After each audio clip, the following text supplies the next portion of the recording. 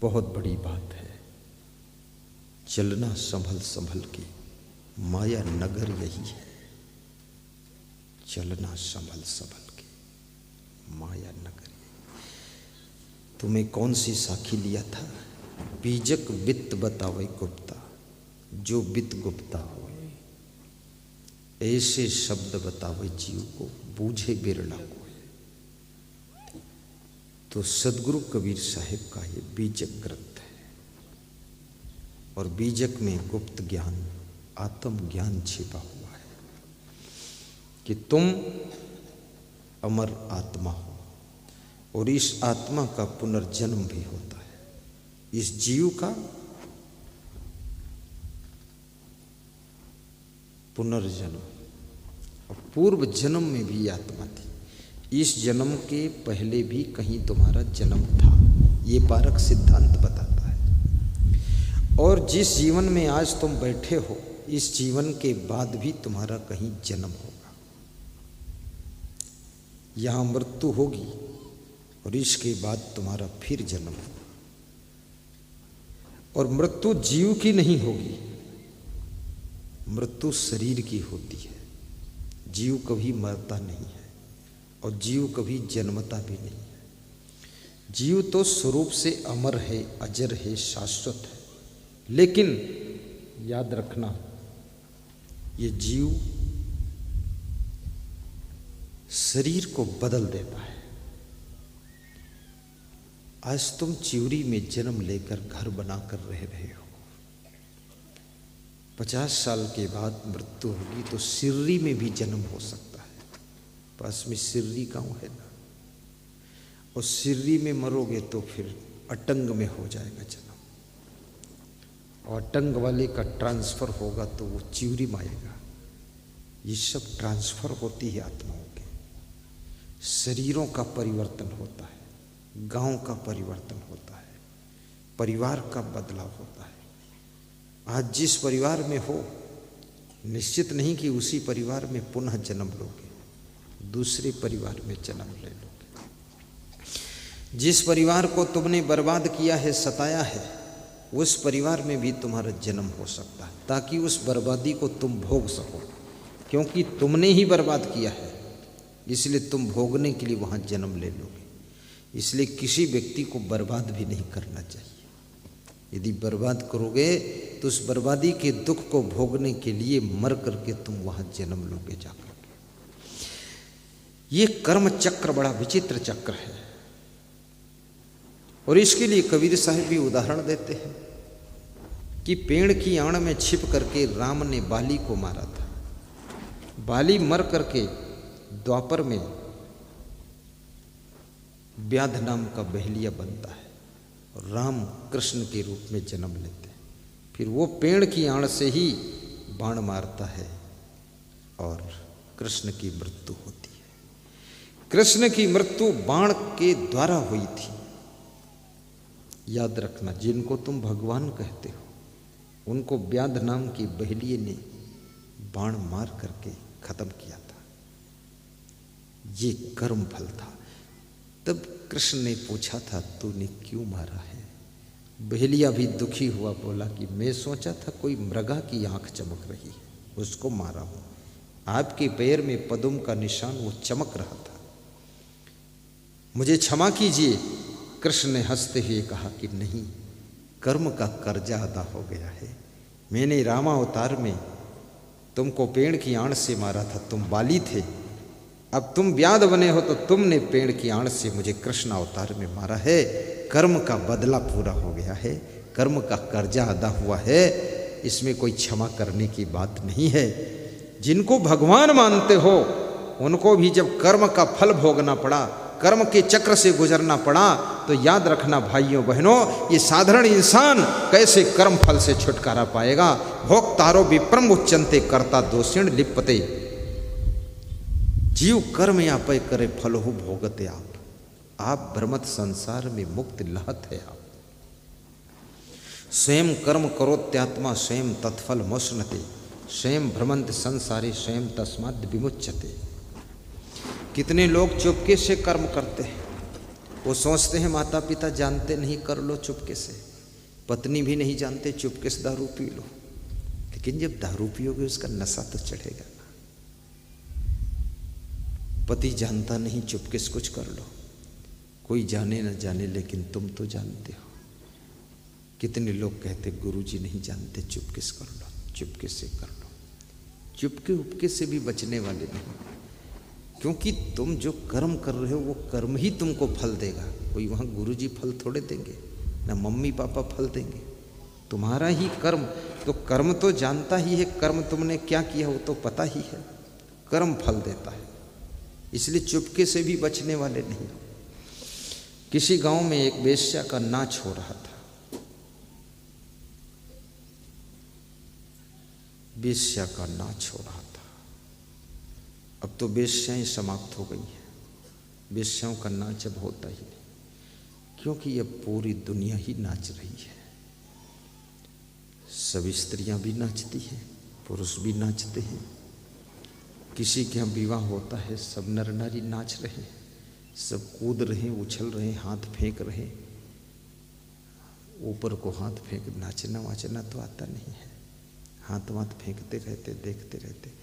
अभी तो और बिगड़ रहा है सिस्टम की लड़की लड़के साथ साथ नाचते, आमने सामने कमर हिलाते। अरे मूर्ख, बर्बाद करना है, क्या करना है, ये सब क्या कर रहे हो। कहते हैं बहुत खुशी है। खुशी तुम्हारी खोपड़ी फटी चली जाएगी। ये मूर्खता छोड़ो, क्योंकि मनुष्य हो, मर्यादा में रहो। कौन समझाएगा इनको, हुल्लड़ मचा हुआ है।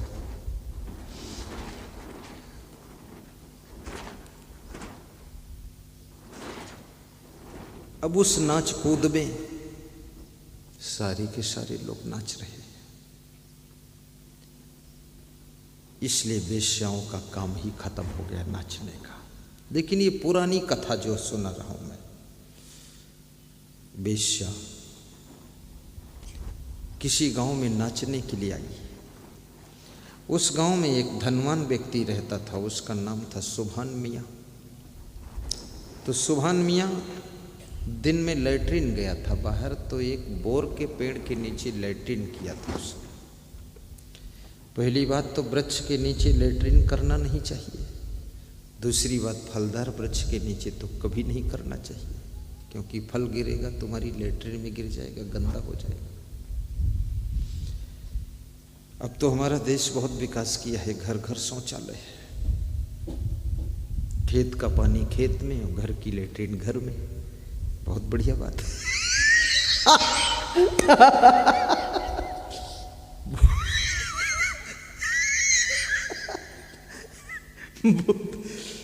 इससे गंदगी भी नहीं फैलती।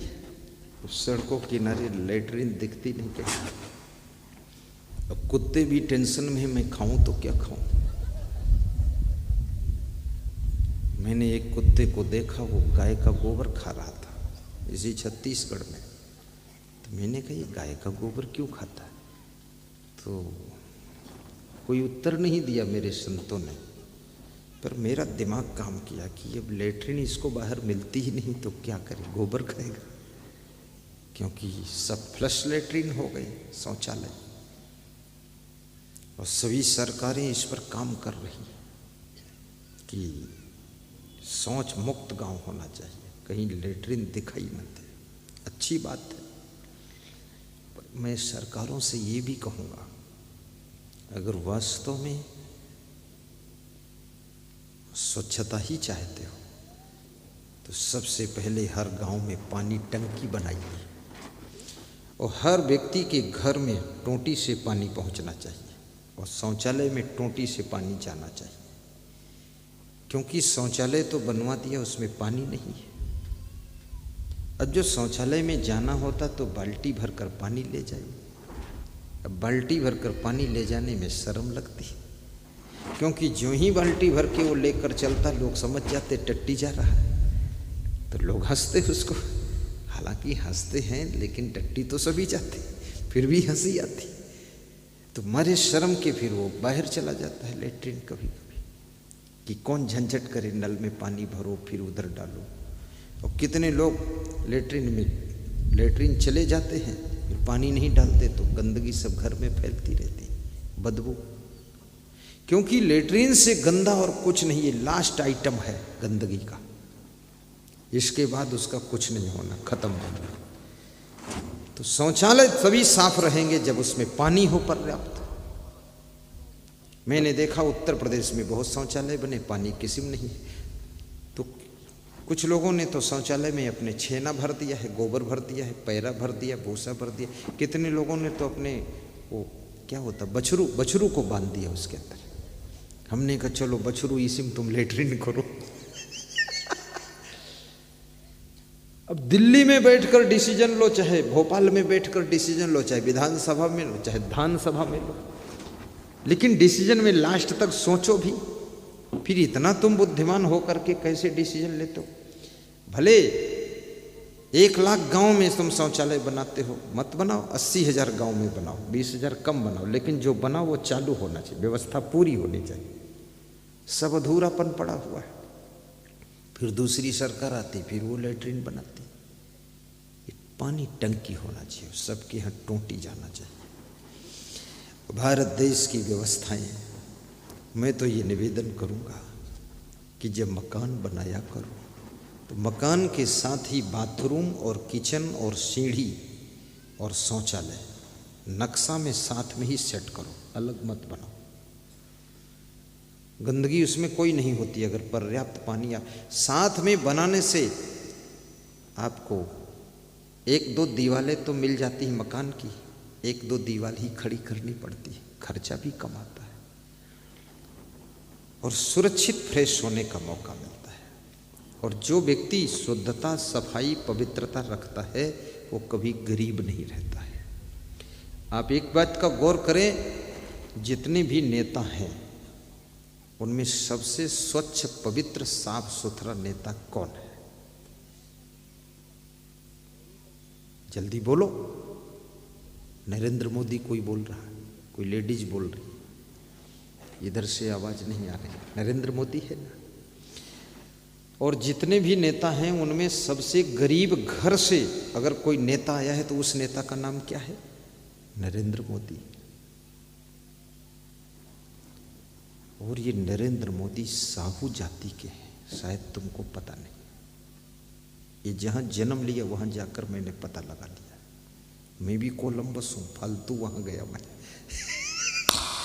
इसी साल बरसात में गया था मैं, उसके घर के सामने खड़ा हुआ, वहां गाड़ी भी ले गया, टाइम खर्च किया 1.5 घंटा। हमने कहा कहने सुनने की बात नहीं, देखना चाहिए। 17 फीट चौड़ा, 30 फीट लंबा इनका घर है जहां इनका जन्म हुआ था। माँ मजदूरी करती थी। आज भी इनके चचेरे भाई, अरविंद भाई वगैरह सब गरीब हैं, छोटे से घरों में रहते हैं।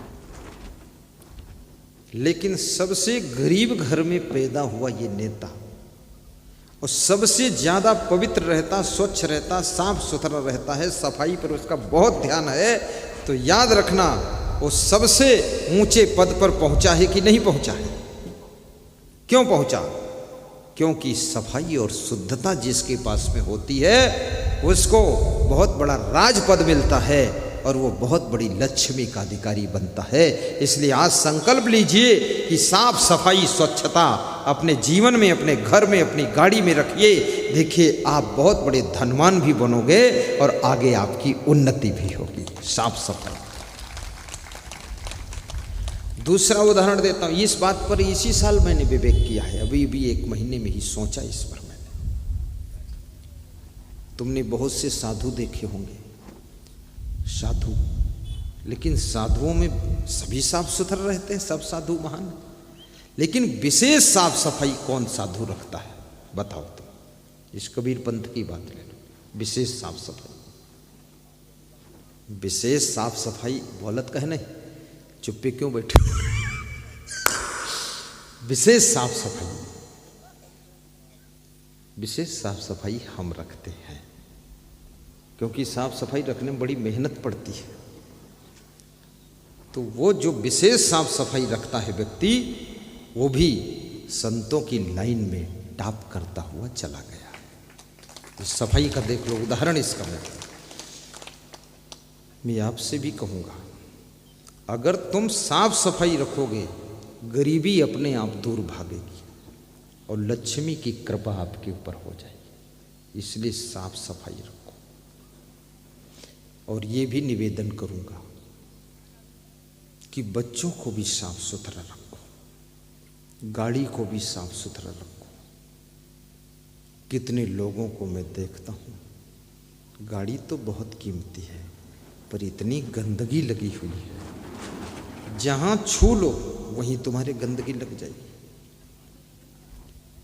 और कभी गुरुजी को गाड़ी में बिठाना हो तो गाड़ी धो कर बिठाना चाहिए। गाड़ी धो लीजिए, साफ कर लीजिए, पोंछ लीजिए, गाड़ी को एक दो माला पहना लीजिए, फिर उनको बिठा के ले चलिए।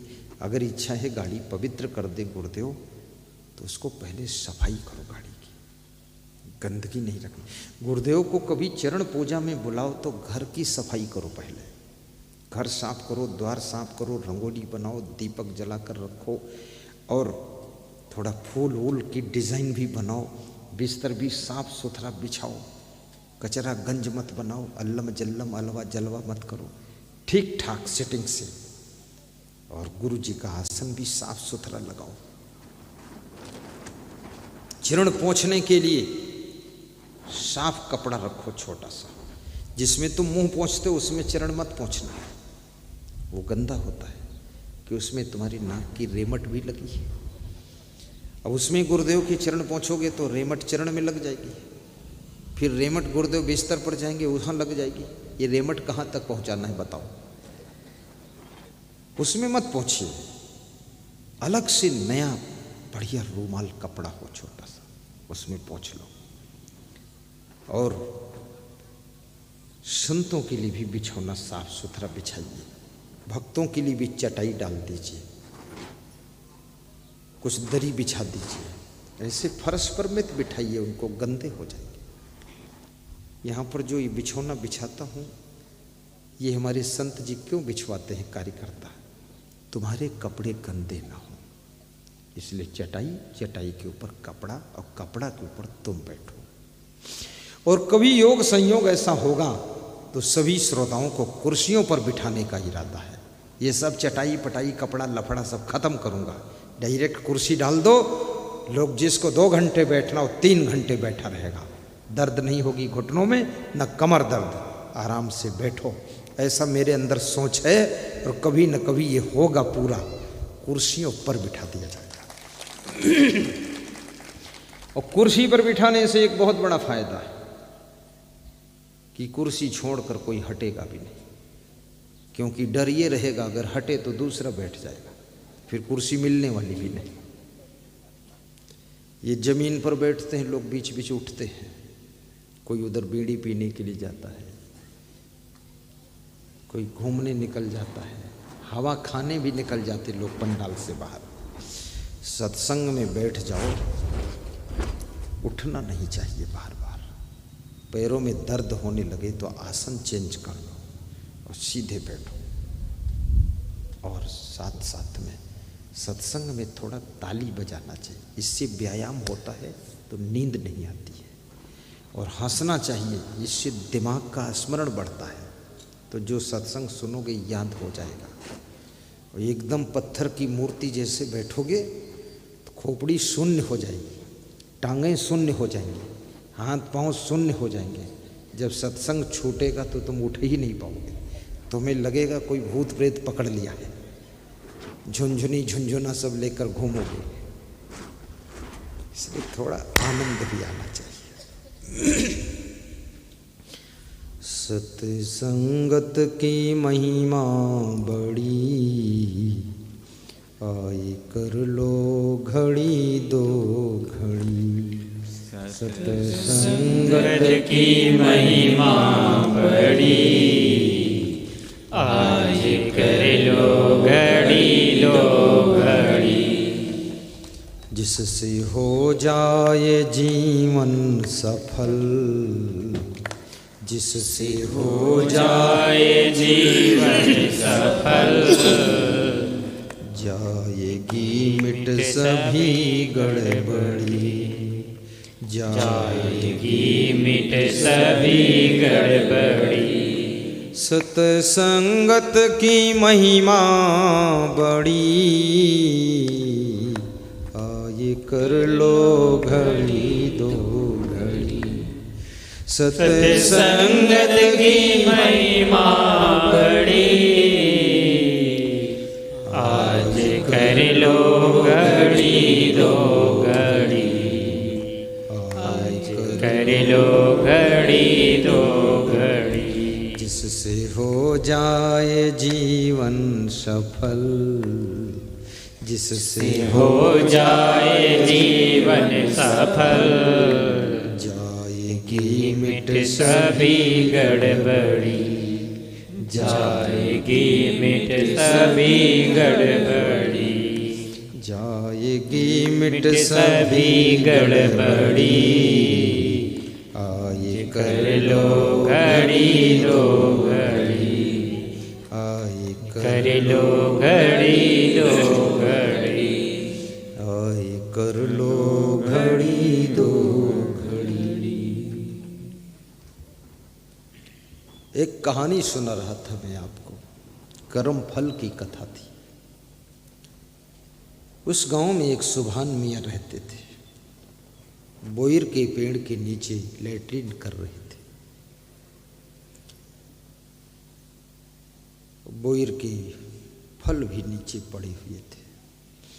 तो उन्होंने सोचा कि एक पंथ दो काज कर लूं, बोर भी खा लूं, लैट्रिन भी कर लूं, आखिर मुंह तो खाली ही है।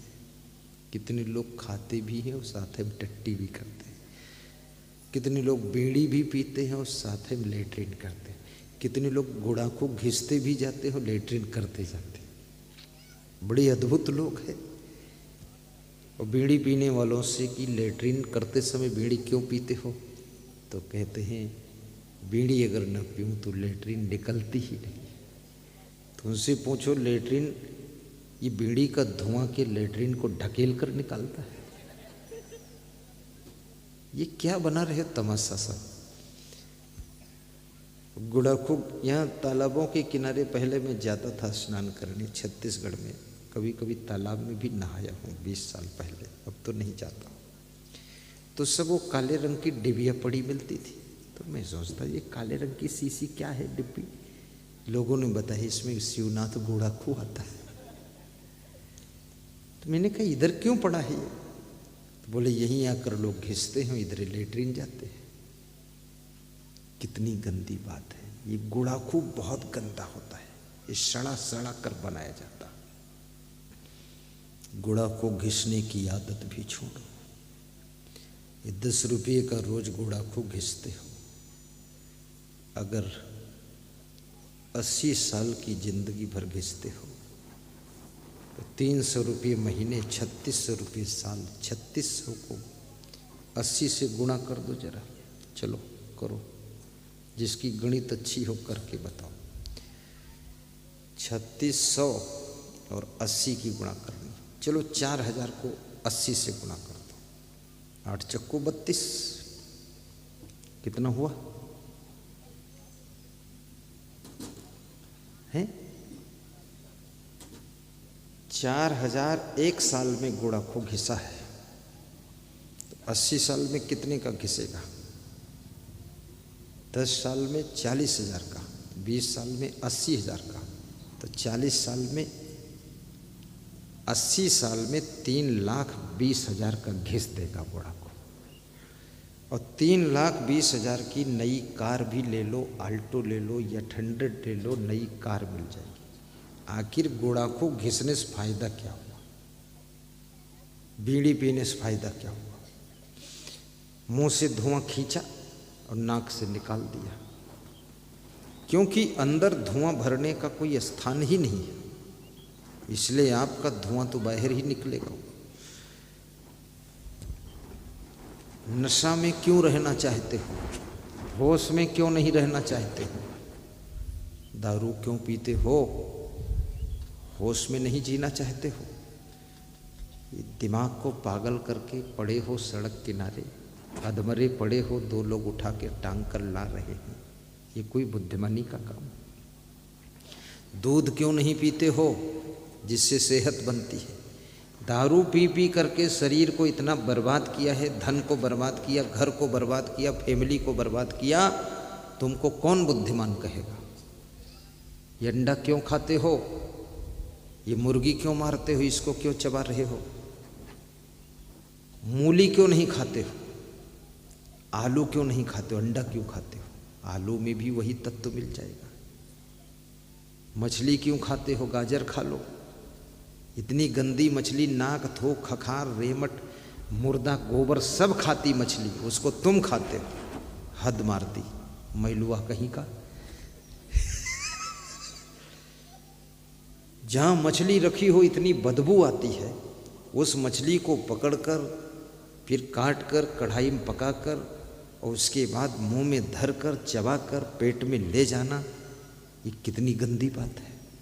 क्यों मछली खाते हो?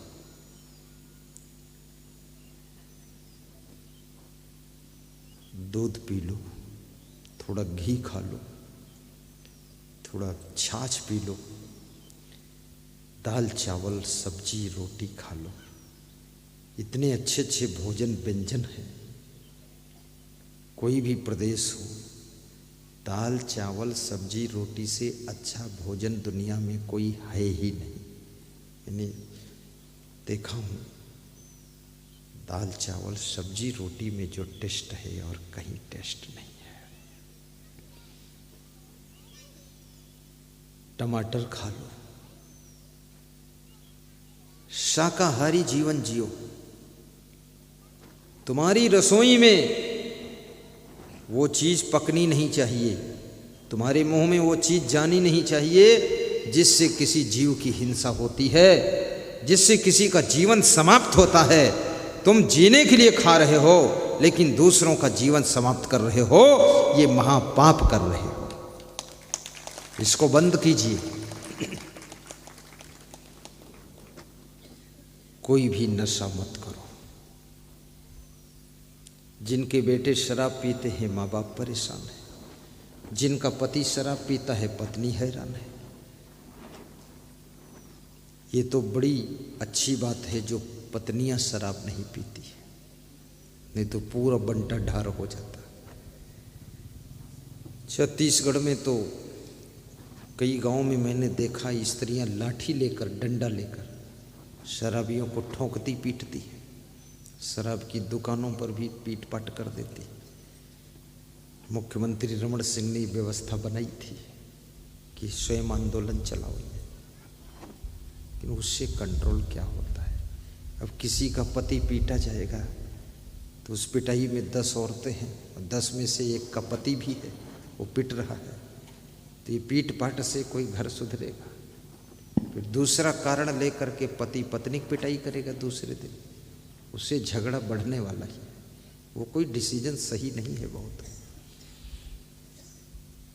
विवेक जब तक जागृत नहीं होगा, दारू की दुकानें बंद हो जाएं तो लोग अपने घर घर में ऐसे दारू बनाएंगे जैसे चाय बनाकर पीते, ऐसे दारू बनाकर पीना शुरू कर देंगे। लेकिन विवेक जिस दिन जागृत हो जाएगा उसी दिन शराब पीना बंद हो जाएगी और उसी दिन मांस मछली अंडा मुर्गा से भी चित्त हट जाएगा। कृपया याद रखना, जीव का वध यदि आपके माध्यम से हुआ है तो उस कर्म का बदला आपको देना ही पड़ेगा। जीव मत मारो बापुरा, सबका एक ही प्राण, हत्या कबहु न छूटी है जो कोटिन सुनो पुराण। ध्यान दीजिए इधर, हत्या कबहु न छूटी है। जीव दया सबसे बड़ा धर्म कहा गया है। जीव दया और आत्म पूजा, कहीं कबीर धर्म नहीं दूजा। दया धर्म को मूल है, पाप मूल अभिमान। तुलसी दया न छोड़िए जब लग घट में प्राण। कृपा सिंधु मुझे अपना बना लोगे तो क्या होगा। कृपा सिंधु मुझे अपना बना लोगे तो क्या होगा, बना लोगे तो क्या होगा, बना लोगे तो क्या होगा। प्रथम अपने चरित्रों को, अपने चरित्रों को संभालोगे तो क्या होगा, संभालोगे तो क्या होगा। प्रथम अपने चरित्रों को संभालोगे तो क्या होगा, संभालोगे तो क्या होगा।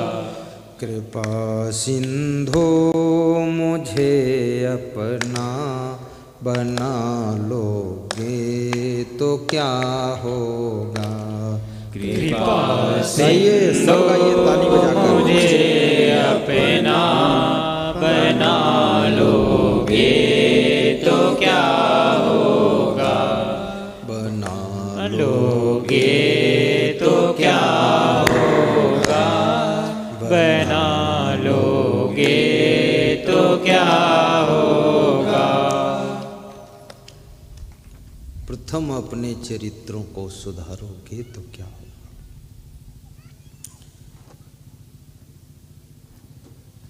आपके पास में जो आपका सुंदर चरित्र है वो श्रेष्ठ धन है। आपकी मृदु वाणी वो भी धन है। सद्गुण भी धन है, सदाचार धन है, भक्ति धन है। अरब खरब लो द्रव्य हो उदय अस्तुलो राज, भक्ति महात्म न तुले ये सब कौने का। सदगुरु कबीर साहब कहते हैं अरबों खरबों धन हो जाए, सूर्योदय से लेकर सूर्यास्त तक लंबा राज्य हो जाए, लेकिन फिर भी भक्ति के बराबर इसको नहीं तौला जा सकता है। दुनिया का सभी धन तराजू के एक पलड़े पर रख दिया जाए, दूसरे पलड़े पर भक्ति का धन रखा जाए, डांडी पकड़कर उठा दिया जाए, भक्ति का पलड़ा वजन होगा और दुनिया की संपत्ति का पलड़ा हल्का हो जाएगा। मीराबाई के पास में क्या था? भक्ति का धन था। पायो जी मैंने पायो रतन धन पायो। मीरा ने कहा है कि राम रतन धन है। शिवरी के पास में क्या था? श्रद्धा का धन था। ये श्रद्धा और उस भक्ति रूपी धन के कारण भगवान श्री राम शिवरी की कुटिया पर जाते हैं। रावण के पास में सोना चांदी का धन था, सोने की लंका थी, लेकिन रावण से मिलने के लिए राम नहीं जाते, रावण को मारने के लिए राम जाते हैं। ये दुनिया का धन, भौतिक धन आपको तरने में मदद नहीं कर सकता, ये मरने में मदद कर सकता है। लेकिन भक्ति रूपी धन, धर्म रूपी धन, सेवा रूपी धन ये आपको भवसागर से तरने में मदद कर सकता है। ये जो तुम सेवा करते हो ये भी बहुत बड़ा धन है, ये साधारण धन नहीं है। माता पिता की जो तुमने सेवा किया है, सास ससुर की सेवा किया है, ये केवल रुपये पैसे ही धन नहीं है, सेवा भी बहुत बड़ा धन है।